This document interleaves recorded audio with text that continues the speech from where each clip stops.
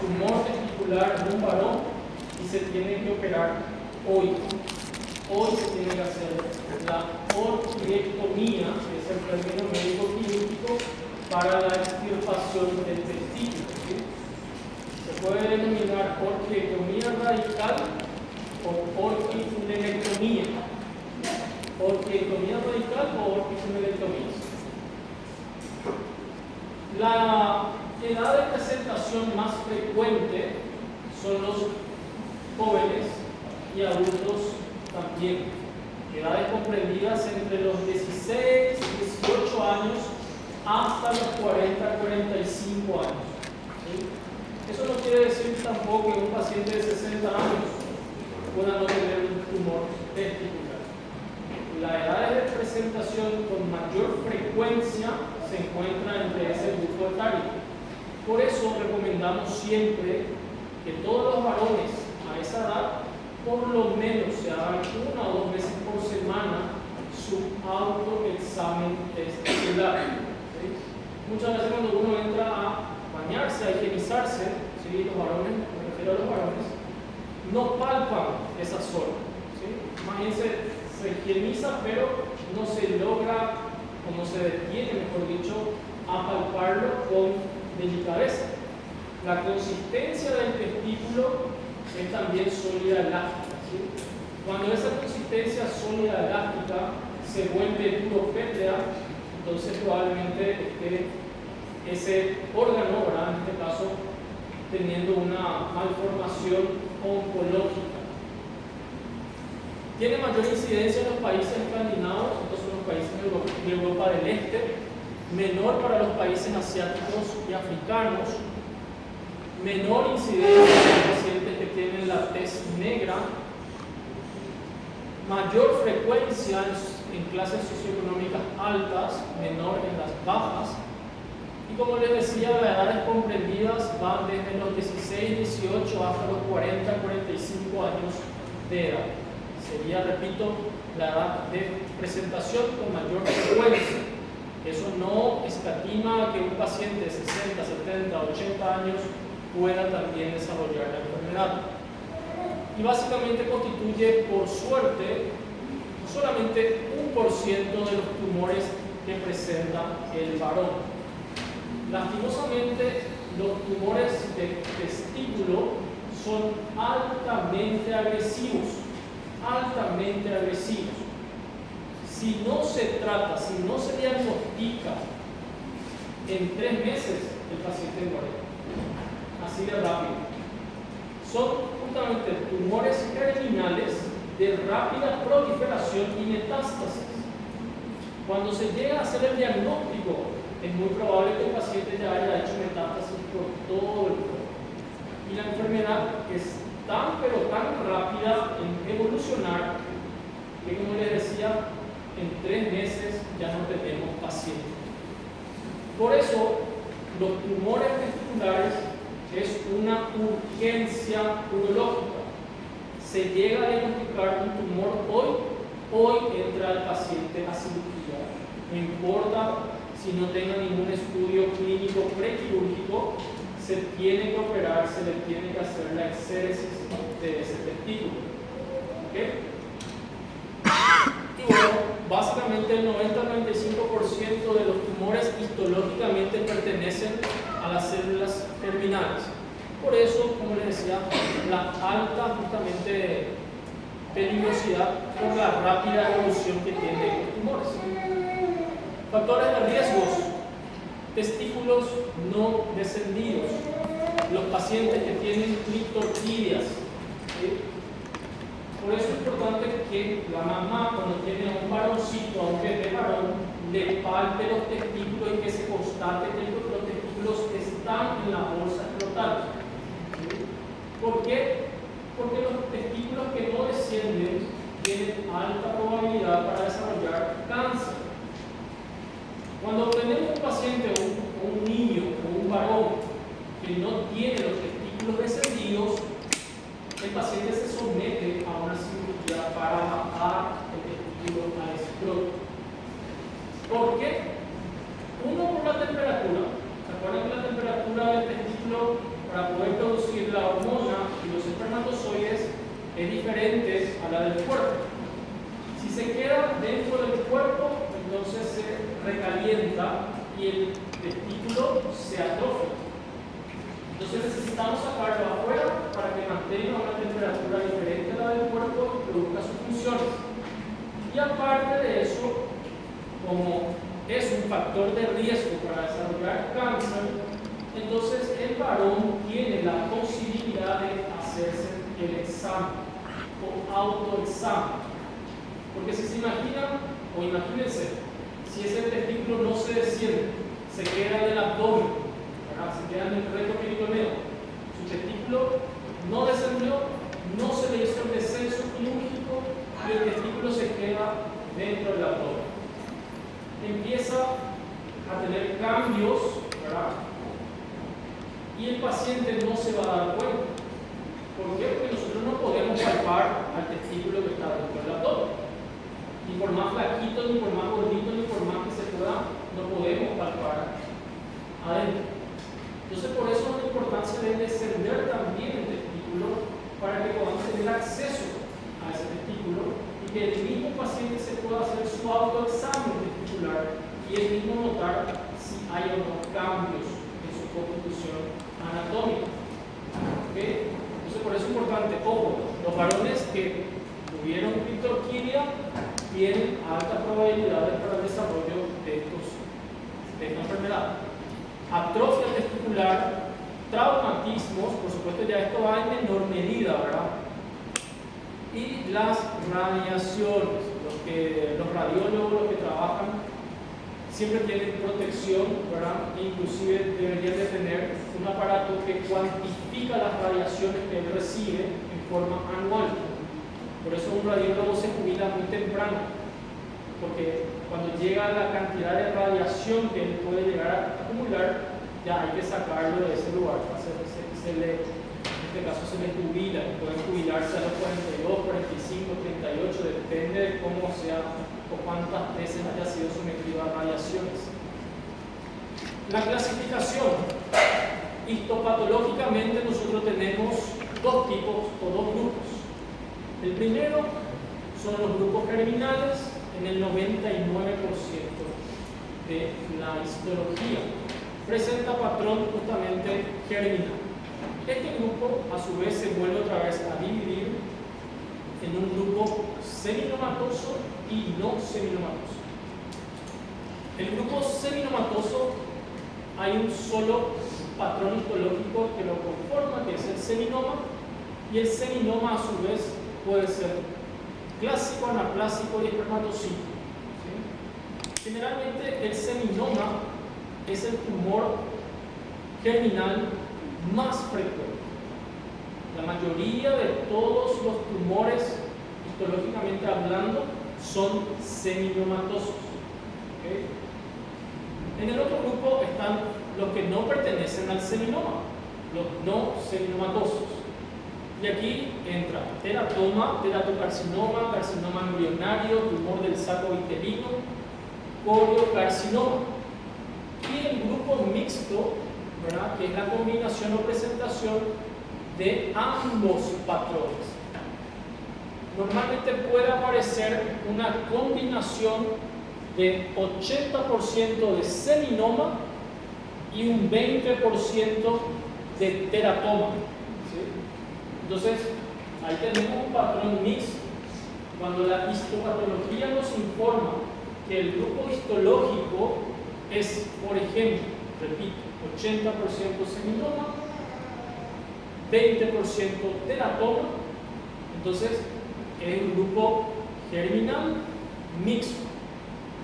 Y el que va a decidir la toma de conducta para el tratamiento final es el que tiene la mayor carga, mayor representación. ¿Sí? Son dos tratamientos diferentes, tanto para el grupo seminoma como para el grupo no seminomatoso. Pero ¿quién es el que prima? El que tiene la mayor cantidad de representación.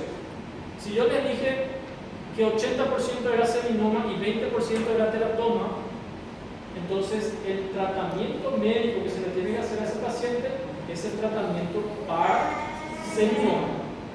¿Ok? Ahora bien, si hay un empate técnico, 50% seminoma y 50% teratoma, entonces ese paciente tiene que recibir los dos tratamientos. Tratamiento para el grupo seminomatoso y tratamiento para el grupo no seminomatoso. ¿Ok? Por eso la histología es importante saber qué tipo de patrón es, porque va a depender del tratamiento que tendrá que recibir el paciente. Pero en líneas generales, seminoma, el grupo seminomatoso es el más frecuente. Y bueno, 1% están representados por el grupo no germinal, y aquí están justamente las células de Sertoli y los tumores de células de Ley. Tenemos la clasificación también, 1 según histología, 2 según el estadio clínico. El estadio clínico va a ser determinado según el tumor o la localización del tumor. Si está confinado en el órgano, si ha hecho metástasis regional o si ha hecho metástasis ya a distancia. ¿Sí? Entonces tenemos grado 1 o estadio 1 cuando el tumor se localiza en el parénquima testicular. ¿Sí? Hemos hecho un diagnóstico precoz, o sea que básicamente el paciente llegó a consultar temprano, diagnosticamos temprano y la enfermedad no llegó a ser metástasis. Es localizado netamente en el testículo. El estadio 2, cuando ya hay afectación linfática, ¿sí? Ya hay metástasis regional. Y la primera estación son justamente los ganglios lumboaórticos. Los ganglios lumboaórticos. ¿Se acuerdan que el testículo tenía su origen cerca de los riñones? ¿Sí? Y que posteriormente iba migrando, descendiendo y arrastrando todo su paquete vascular, ganglionar, nervioso del retroperitoneo. Entonces, por eso la estación ganglionar afectada no son ganglios que se encuentran en el escroto ni en la región inguinal. El compromiso ganglionar es justamente lumboaórtico, allá profundo. No da metástasis linfática aquí al lado, aquí afuera. ¿Por qué? Porque su origen es de allá adentro. ¿Ok? Bueno, y por supuesto esto se divide en 2A cuando es pequeña masa, nada más los ganglios son muy pequeños, menos de 2 centímetros, y cuando tienen más de 2 centímetros de diámetro, el compromiso de estos ganglios, entonces es 2B, estadio 2, más de 2 centímetros. Entonces, repito, estadio 1, solo el testículo. El estadio 2, cuando ya hay compromiso ganglionar. Y el compromiso ganglionar es básicamente de los grupos lumboaórticos. ¿Okay? Y el estadio 3, ya cuando ha hecho metástasis. El estadio 3, metástasis por vía linfática a otros órganos que no son los órganos regionales, grupo de ganglios regionales, mejor dicho. Y el estadio 3B, cuando ya compromete a vísceras, órganos macizos, cerebro, pulmón, hígado, principalmente. ¿Sí? Okay. Signos y síntomas de esta afección: la presencia de tumor, consistencia sólido-pétrea. La consistencia normal del testículo es sólida elástica. Cuando tratamos un tumor, o sea, un testículo duro pétreo, automáticamente lo primero es pensar tumor testicular. Aumento del tamaño, la presencia también de nódulos y la presencia en menor medida de un dolor. Y generalmente suele estar ausente, y si tiene presencia de dolor es porque hay un proceso infeccioso o ya necrosis de por medio. Y también los síntomas y signos dados ya con las metástasis. A ganglios regionales podemos tener lumociatalgia por compresión de los de las raíces nerviosas, podemos tener hidronefrosis por compresión justamente de los uréteres. A nivel de los órganos, pulmón, la presencia de tos, hígado, la presencia de ictericia, podemos tener pérdida de conocimiento cuando el tumor ya ha invadido el cerebro o masa encefálica. Y por supuesto, el testículo contralateral podría también tener infección concomitante.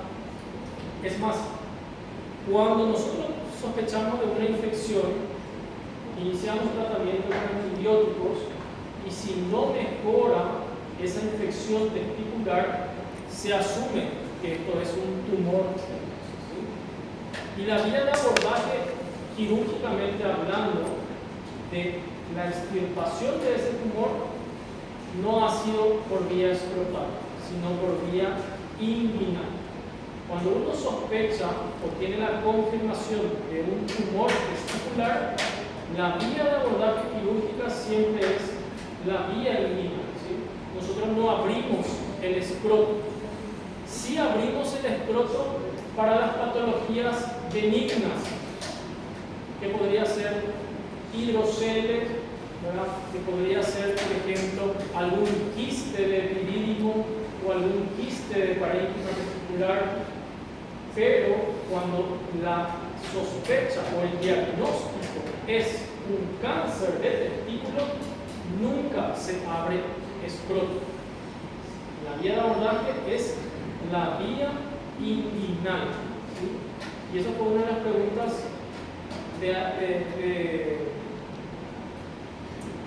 una de las preguntas que me comentaron los alumnos que rindieron el año antepasado. ¿Cómo se llama el examen de válido? ¿Sí? Una de las preguntas del año antepasado, ¿verdad? Que les salió y me avisaron que por lo menos lo que prestaron atención, por lo menos marcaron bien. Vía de abordaje quirúrgico, cuando uno sospecha presencia de tumor testicular, nunca se aborda por escroto. La elección es la vía inguinal. Bueno, para hacer el diagnóstico entonces sospecha principalmente la presencia de tumor. Se solicitan marcadores tumorales y una ecografía Doppler testicular. Marcadores tumorales, ¿cuáles son? Son 3. Alfa fetoproteína, beta HCG de varón. ¿Qué pasa si es beta HCG positivo? Cáncer. Está embarazada. Y la LDH, ¿sí?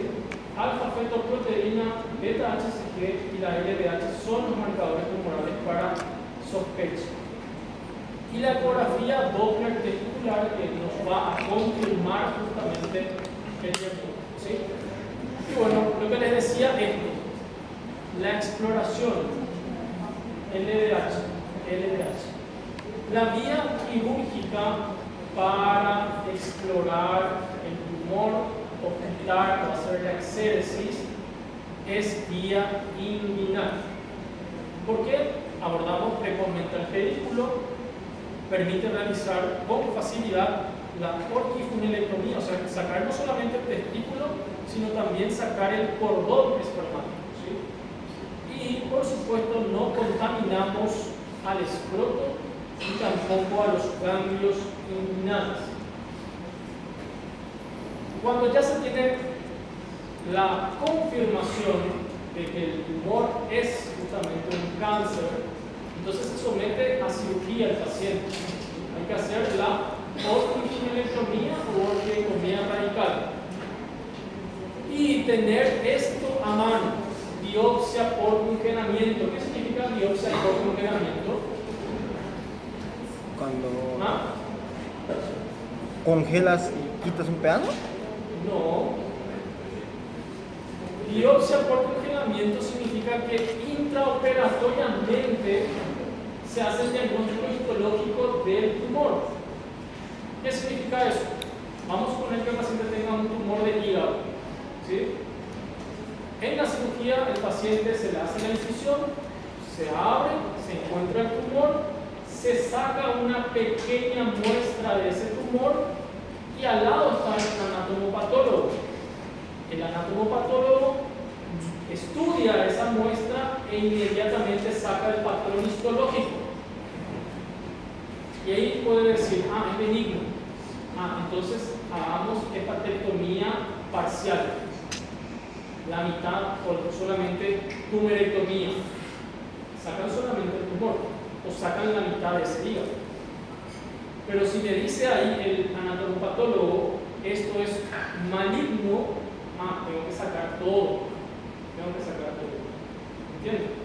O sea, lo ideal es tener al lado al anatomopatólogo. Y eso significa hacer biopsia por congelamiento de ese tumor intraoperatoriamente. Hacemos el abordaje por vía inguinal, sacamos una muestra, le enviamos al anatomopatólogo, recibimos el informe inmediatamente. Mientras que el anatomopatólogo está estudiando la muestra, nosotros estábamos esperando ahí, todo vestido, todo estéril, ¿verdad? Esperando 10, 15, 20, media hora, no sé cuántos minutos se puede tardar un anatomopatólogo en hacer el diagnóstico histológico, ¿verdad? Pero se tiene en espera, se recibe el informe y se continúa la cirugía. ¿Okay?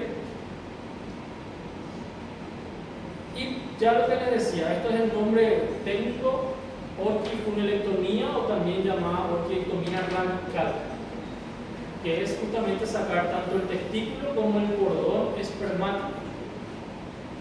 Y bueno, va a depender entonces del patrón histológico y por supuesto de ese diagnóstico de extensión que se hace intraoperatoriamente, biopsia por congelamiento. Bueno, hablando entonces de los marcadores tumorales.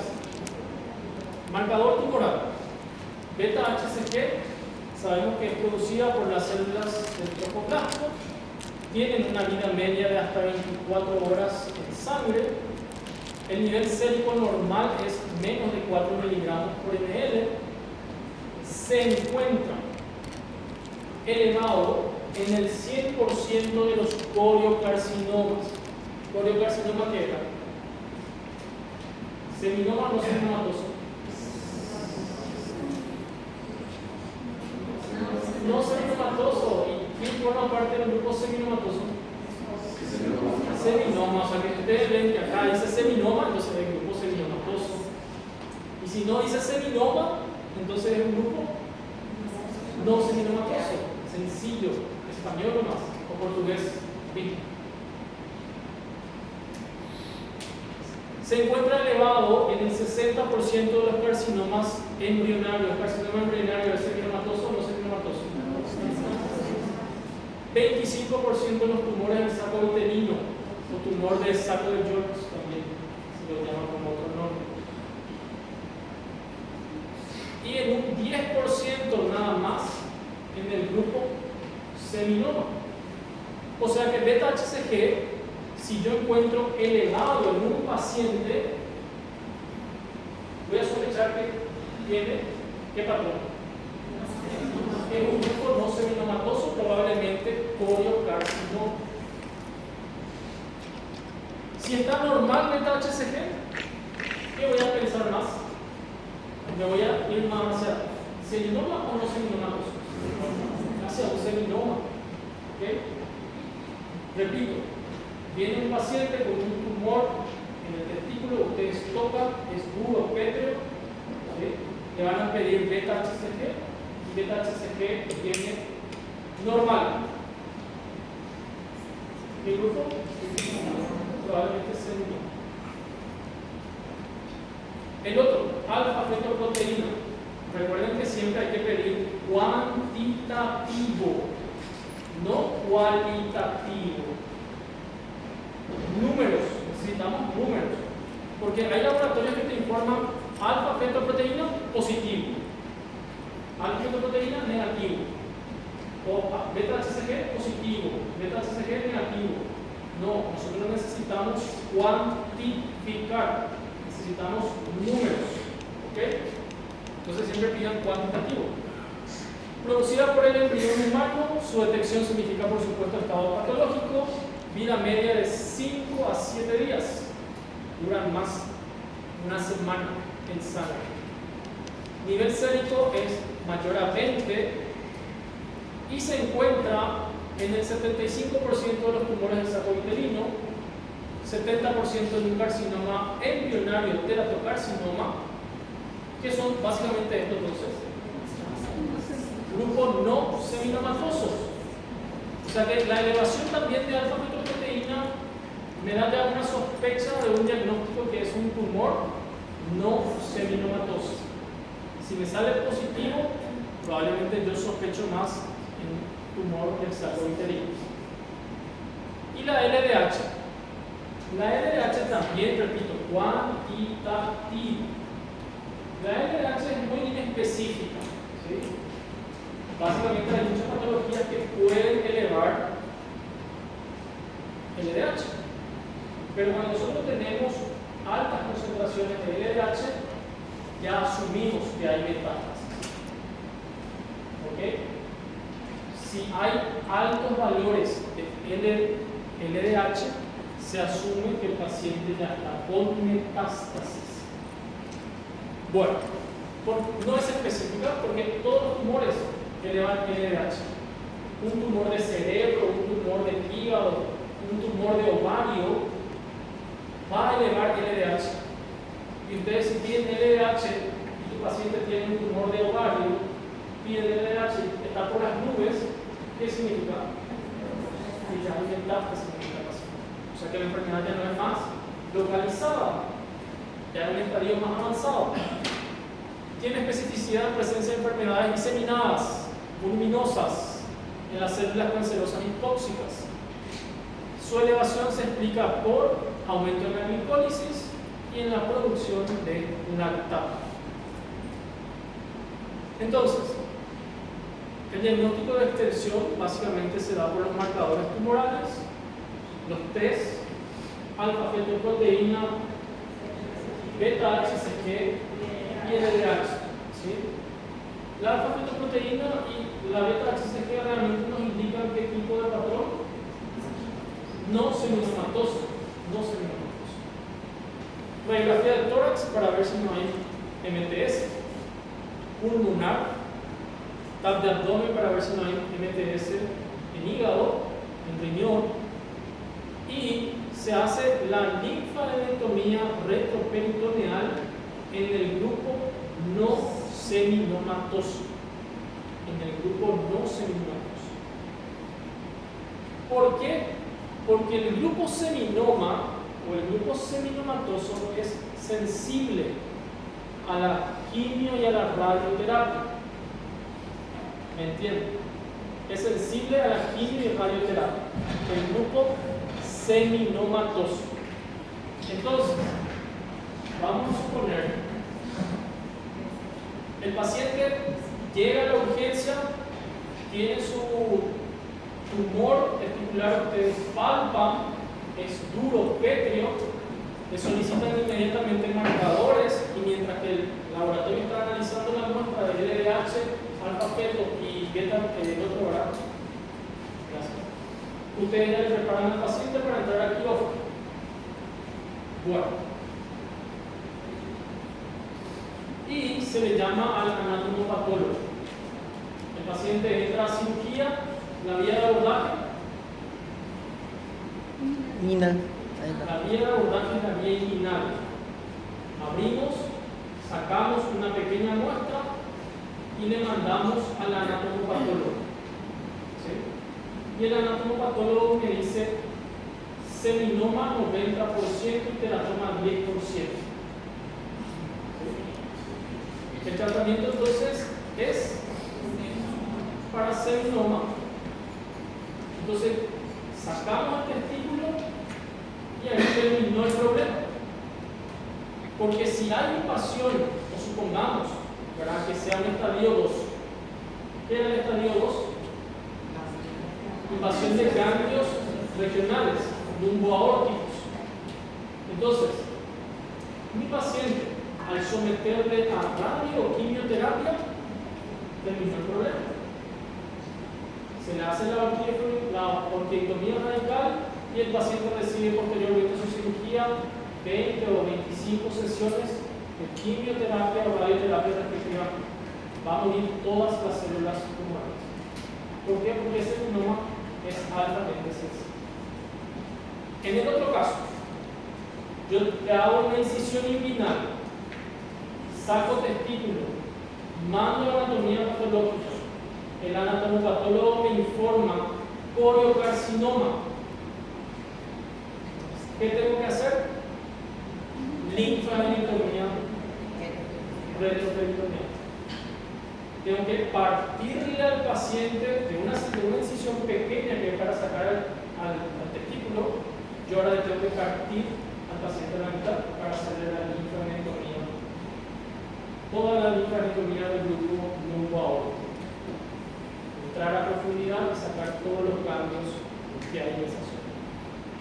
O sea que depende del patrón histológico para que el paciente se le abra la mitad.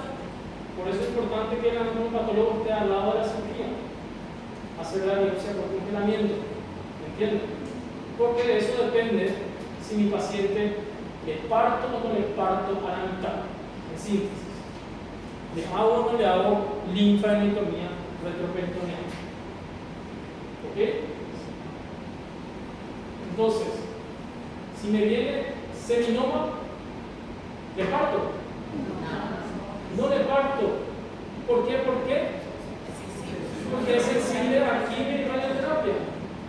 Entonces, ¿para qué hacerle un tajo enorme y someterle a un procedimiento invasivo, siendo que sometiéndose a sesiones de quimio y radioterapia va a eliminar el 100% de las células tumorales? En cambio, si recibo un grupo no seminomatoso, tengo que partirle a la mitad a mi paciente y hacer la linfadenectomía también. ¿Me entienden? Ok. La linfadenectomía retroperitoneal constituye un procedimiento de diagnóstico, porque evidentemente si sale positivo, porque todos los ganglios que nosotros vamos sacando, tiene que analizar el anatomopatólogo. Yo voy a sacar los ganglios de la cadena lumbo-aórtico primeramente. ¿Sí? Si me dice sí, tiene invasión todos los ganglios que sacamos de la cadena lumbo-aórtica, entonces yo tengo que proceder a resecar o extirpar los otros grupos ganglionares. Pero si el anatomopatólogo me dice que todos los grupos ganglionares lumbo-aórticos que sacamos no hay NTS, entonces no voy a sacar los demás grupos de ganglios que forman también los sectores del grupo. Bueno, diagnóstico diferencial se da por la presencia del tumor, que puede ser hidroceles. ¿Cómo hacer un hidroceles diagnóstico? Facilísimo eso. No porque un paciente venga con un tumor, ya voy a suponer que ya sea un tumor, un cáncer. Hidroceles también tiene tumor. ¿Y cómo hacemos hidroceles diagnóstico? Con luz. Transiluminación. La transiluminación, ponerle una linterna, apagamos la luz del consultorio, le ponemos una linterna al escroto, ¿y qué tiene que ser? ¿Positiva o negativa? Transiluminación positiva o negativa. ¿Positiva? Positiva. Transiluminación positiva quiere decir entonces que deja pasar. Y si deja pasar, entonces es líquido. Es líquido. Transiluminación negativa, no deja pasar la luz, entonces sospechamos de un tumor. ¿Okay? Fácil entonces hacer el diagnóstico de hidrocele porque haces la transiluminación nada más del paciente. Hematocele, este sí es un poquito más complicado porque la sangre no deja pasar. Varicocele, la presencia con nódulo, quiste de epidídimo, quiste de cordón espermático, infecciones crónicas como la orquipidimitis, y la presencia de dolor, ¿verdad? Ya sea por una infección o por la torsión testicular. La torsión también se da en los pacientes jóvenes. Bueno, vamos a hablar ahora entonces de estos grupos, porque cada uno es especial otra vez. Especial. El grupo seminoma, que dijimos que es uno de los más frecuentes, comprende el 45% de los tumores. El síntoma más frecuente es el crecimiento indoloro. Y lo que les decía, que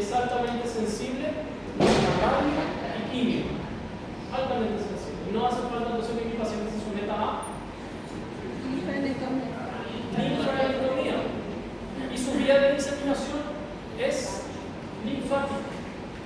Vía de diseminación linfática. O sea que la quimio y radio va a eliminar, si nosotros encontramos de que ya ha hecho un estadio 2 el paciente, se somete entonces al quimio y radio y terminó el problema después de su cirugía. Ya dijimos que hay tres grupos: seminoma puro, variedad anaplásica y la variedad espermatocítica.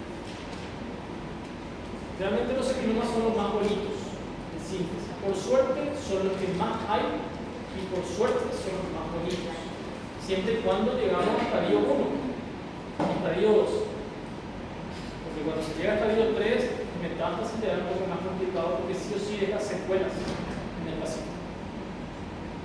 Coriocarcinoma embrionario. Este ya es el grupo no seminomatoso. 20% de las neoplasias malignas, 30%, miren, 30% ya presentan metástasis en el estadio 3. Cuando se hace el diagnóstico ya hay metástasis. Estadio 3. Miren, no son sensibles a radioterapia. ¿Qué hay que hacerle a ellos entonces? Ellos tienen que someterse a linfadenectomía.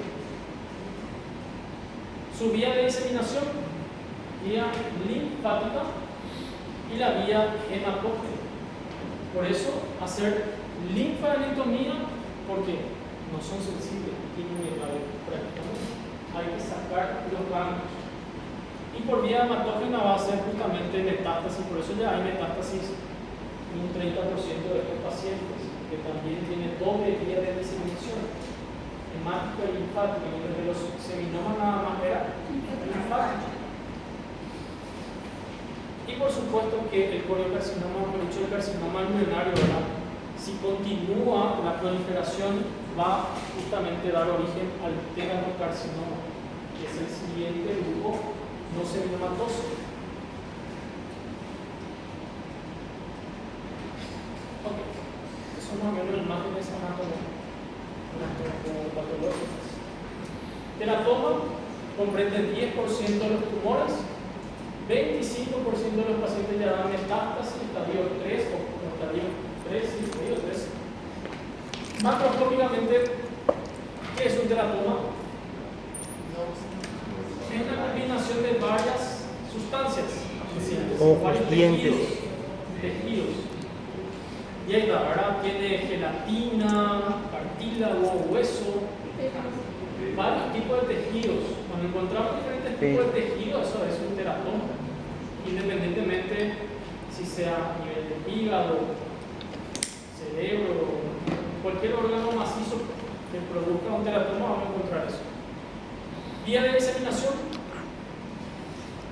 vía linfática. Tiene dos tipos: la forma madura, cuando los elementos están totalmente maduros, bien diferenciados, hueso, gelatina. Básicamente no son sensibles ni a radio ni a quimioterapia. Ellos también tienen que someterse entonces a linfadenectomía. Y la forma inmadura es cuando presentan cuerpos embroides. El teratoma entonces. El teratocarcinoma, que básicamente ya comprende un 30% de los tumores de testículo, 20% metástasis al momento de hacer el diagnóstico. Estadio 3 ya llega así. Es sensible a la quimioterapia, pero no hacia la radio. Su vía de diseminación, linfática. Y este es un caso excepcional, el coriocarcinoma. El coriocarcinoma, miren, 3 a 5% nomás. Es el menos frecuente, pero el más peligroso. ¿Por qué? El 90% de los pacientes ya dan metástasis. Es altamente agresivo, ¿sí? Es resistente a radioterapias. Usualmente son tumores pequeños, muy pequeños, inclusive impalpables en el examen físico. Microscópicamente hay dos tipos de células, sin citotrofoblasto y citotrofoblasto. Y la vía de diseminación es la vía hematógena. Es exclusiva por vía hematógena. Entonces, ¿este qué es? ¿Grupo seminoma o no seminomatoso? No seminomatoso. ¿Y hay que hacerle linfadenectomía? ¿Por qué vamos a hacerle linfadenectomía? ¿Qué? ¿Es?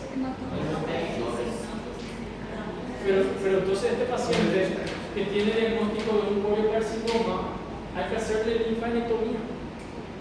Sí. ¿Por qué?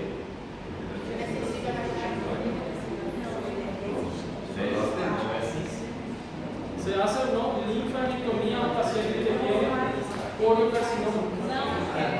¿Sí o no? ¿No? ¿Qué es eso? No, porque la vía es hematógena. No necesita paciente con coriocarcinoma no hacerle linfadenectomía. ¿Por qué? Porque nunca él invadió linfáticos.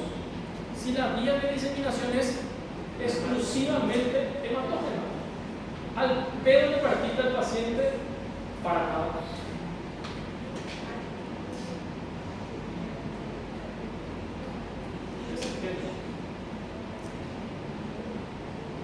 Y esta es la historia de un paciente, ahora que me acuerdo, la de un odontólogo. ¿Sí? Un odontólogo tenía 42 años más o menos. El odontólogo, por supuesto, ahora de profesión universitaria, es entendido, es también personal de salud, deportista, hace gimnasio, hace su caminata, etcétera, ¿verdad? Un día de la noche a la mañana se estaba él higienizando y encuentra un ganglio supraclavicular izquierdo, un ganglio inflamatorio. Le llamó la atención porque él sabe algo de salud también, que evidentemente los odontólogos estudian también medicina, ¿verdad? O algo de medicina. Y le llamó la atención porque eso no está bien que salga un ganglio. Y su hermana es médica. Y le avisa a su hermano y le dice: mira, me salió un ganglio de la nada. Y él no tiene ninguna infección, no está resfriado, no tiene ningún síntoma. Básicamente los ganglios pueden ser inflamatorios, ¿verdad? Por un proceso infeccioso, viral inclusive, ¿no? Entonces, ¿qué hace? Le pide una ecografía de partes blandas a su hermana. Su hermana es clínica, no entiende mucho de cirugía, por lo menos. Pero bueno, le dice: vamos a hacer una ecografía. La ecografía de partes blandas informaba evidentemente un ganglio. Su hermana consulta con un cirujano. El cirujano le toma biopsia, punción biopsia de ese ganglio. Punción biopsia del ganglio que estaba aquí a nivel supraclavicular izquierdo. Se mandó a anatomía patológica y el informe de ese ganglio: coriocarcinoma. Coriocarcinoma. Posteriormente se le hizo los estudios, el examen físico, se le hizo la ecografía. Al examen físico nunca se palpó ningún tumor grande. ¿Por qué? Porque el coriocarcinoma son tumores pequeños. Era intraparenquimatoso. Nunca se iba a dar cuenta él al hacerse su autoexamen testicular. No le llamó la atención porque era todo normal. Y posteriormente se hizo una ecografía, se trató y se le hizo su orquiectomía, posteriormente sus sesiones de quimioterapia, que es el sitio resistente a la radio.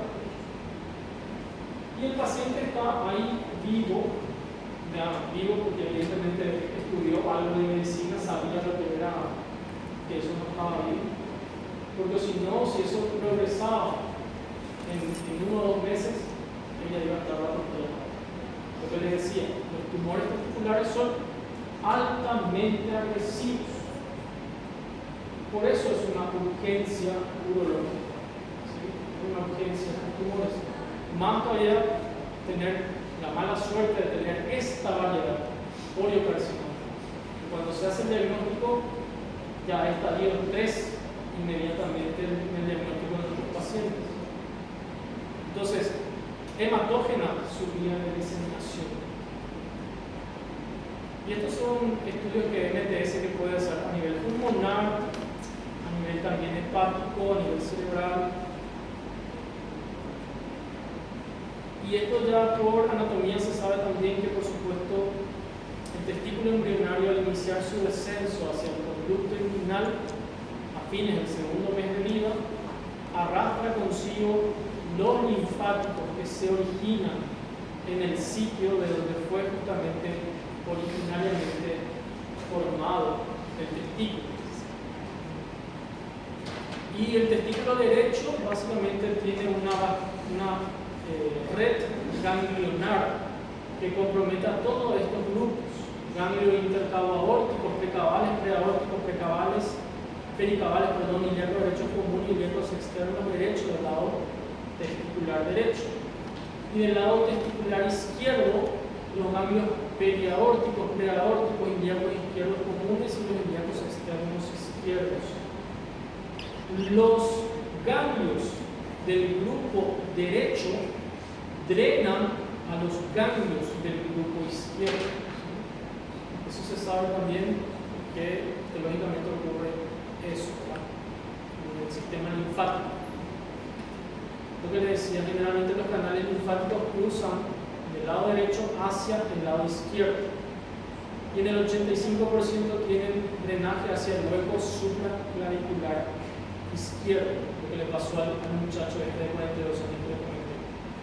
La violación del escroto, la invasión de la Lurginia o la cirugía inguinal previa explican por qué hay metástasis a nivel inguinal. Si nosotros tocamos el escroto, si la incisión o la vía de abordaje es la vía escrotal, entonces nosotros vamos a contaminar todo eso. Por eso la vía de abordaje es la vía inguinal. Y esto sería los ganglios. Este ya es más de 2 centímetros, evidentemente. Este es un estadio 2B, porque el estadio 2A es menos de 2 centímetros. La invasión también del epidídimo o el cordón testicular explica la MTS a los ilíacos externos y linfáticos obturadores. Las MTS parenquimatosas son secundarias a las MTS ganglionares y ocurren, ya dijimos, en pulmón, hígado, cerebro y hueso, que son los órganos macizos más comúnmente comprometidos. Y los famosos sueltas en globo, que le llaman mejor dicho, los neumólogos, a las MTS secundarias a nivel pulmonar. ¿Sí? Si ustedes ven globitos, globo, no sé cómo le llaman globo, al que se infla en los cumpleaños. Bueno, globo nosotros le decimos. Entonces esos globos básicamente significan MTS secundaria. Esto no hace falta, pero como siempre hay una clasificación TNM, en donde evidentemente vemos la clasificación y la invasión respectiva de cada tumor, la gravedad y la invasión en profundidad. Y el tratamiento, ¿verdad? Lo que ya les decía, el tratamiento es de acuerdo al grado histológico y el patrón de estadio clínico. La cirugía, hay que sacar el tumor, hacer la orquiectomía radical, ¿verdad? Hacer orquiectomía radical. Si mi patrón histológico es seminoma, ¿qué puedo hacer? Quimio o radioterapia. Y si es no seminomatoso, aparte de hacer la orquiectomía, hay que hacer linfadenectomía, excepto su vía de diseminación. Bueno, seminoma, no seminoma, cuando el estadio 1, radioterapia, estadio 2, radioterapia, en el estadio 3, quimioterapia, ellos son altamente sensibles. Esto también en el grupo no seminomatoso se puede también quimio y radio, pero aquí hay que hacer a ellos linfadenectomía, repito, excepto poliocarcinoma. El pronóstico Depende también del histológico que ya vimos. ¿Quién es el más agresivo de todos? Con el carcinoma. El pronóstico es mucho mejor en los seminomas, que es el más frecuente, el más bonito, y con quimio, radio solucionamos gran parte del problema. Depende también del estadio clínico, porque no es lo mismo tener metástasis a otros órganos, a que tengamos solamente localizado en el testículo. Y los controles se hacen cada 6 meses con los estudios que se enumeraron en los diagnósticos de extensión. Ya habíamos dicho que eran marcadores tumorales, radiografía de tórax, TAC de abdomen y el resultado de la infranetomía, que eso se hace si era o no del grupo no seminомatoso. Bueno, recordar entonces que toda infección del testículo que evoluciona tórpidamente a pesar de haber recibido un buen tratamiento con antibióticos y no mejora, se debe de presumir la presencia de que eso sea un cáncer. Esto también fue pregunta de examen en la redacción. Bueno, y esto, la vía de abordaje de exploración es por vía inguinal. Si sospechamos o tenemos el diagnóstico de tumor testículo. Bueno, preguntas. Professor, Sí. quando o senhor fala a questão da tratamento, o senhor fala assim, 80% seminoma, Claro. não seminoma, mas tem uma questão assim, ele pode vir uma diferença pouca de um do outro. Por eso ahí vas a tener en cuenta los resultados de tus estudios de diagnóstico de extensión. Vos le pediste DDH, los marcadores, tu tomografía, tu contraste de abdomen, tórax. Si no hay metástasis, si no hay ganglios que están aumentados, porque teratoma hay que hacer linfadenectomía, porque no se hematose, pero es 20% más, 20% más. Y 80% es seminomatoso. Entonces, si los estudios de extensión me dicen que no hay sugerencia de metástasis a órganos ni a grupos metástasis, entonces vos vas a hacer la orquiectomía más su quimio o radioterapia perfecta. Con eso ya se presume que también se eliminará el 20% restante de tu seminoma, del no seminoma.